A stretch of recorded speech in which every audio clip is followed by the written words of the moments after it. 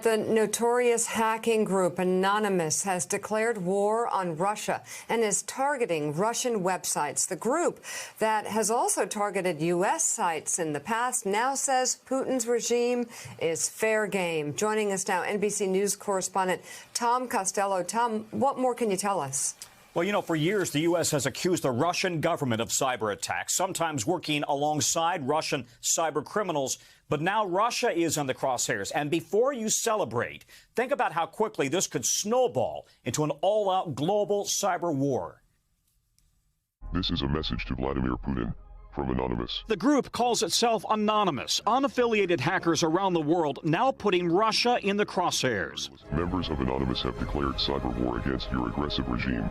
They claim they've already targeted more than 1,500 Russian websites, including Kremlin-controlled news agencies, the Ministry of Defense and Space Agency, Russian oil companies, internet providers, even TV channels. Their call to fight in the cyberspace has resulted in a lot of websites not being available, some websites going down, and a lot of records, Russian government, Russian military records being dumped out onto the internet. U.S. officials confirm they've seen evidence of the anonymous hacks after Russia launched a cyber and ground offensive against Ukraine. But the real risk to Russia long term is the canceling of their access to internet infrastructure as private sector companies decide that they're going to delist or no longer carry their traffic. Cutting off Russia from the world would also deprive everyday Russians of access to outside news and information.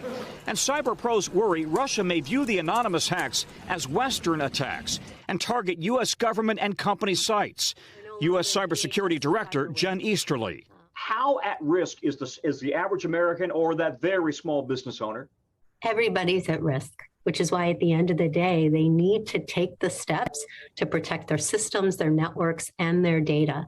This can happen to anyone. There is no one that is immune from potentially getting hacked. The cybersecurity basics: never click on suspicious emails or links, use complicated passwords, and multi-step authentication. Back up your computers and keep security software up to date. This basically ensures that he can log in even when the password is changed. Israeli firm CyberBit uses real-world attacks to train American companies to defend themselves. The questions organizations need to ask themselves is not if they are going to be hit, but when they are going to be hit. As for Anonymous, now targeting Russia. We are Anonymous. We are Legion. Expect us. Russia has always been perceived as the cyber attacker, and now they're on the receiving end. Instead of always being on offense, they also got to be on defense. And that really lowers their capability in some ways to also do attacks. Yeah, that's the concern here. The cyber battlefield seems to be expanding by the day. You know, we've already seen U.S. oil pipelines, food supplies, hospitals, banks attacked in recent years. Experts say they could be targeted again, but also electric grids, dams, water systems. Everything is a potential target right now.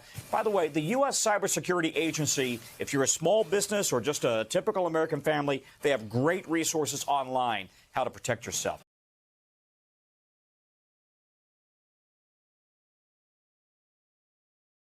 Hey, thanks so much for watching our YouTube channel. You can follow up on today's top stories and breaking news, or catch up on your favorite MSNBC shows all in one place. Download the NBC News app today.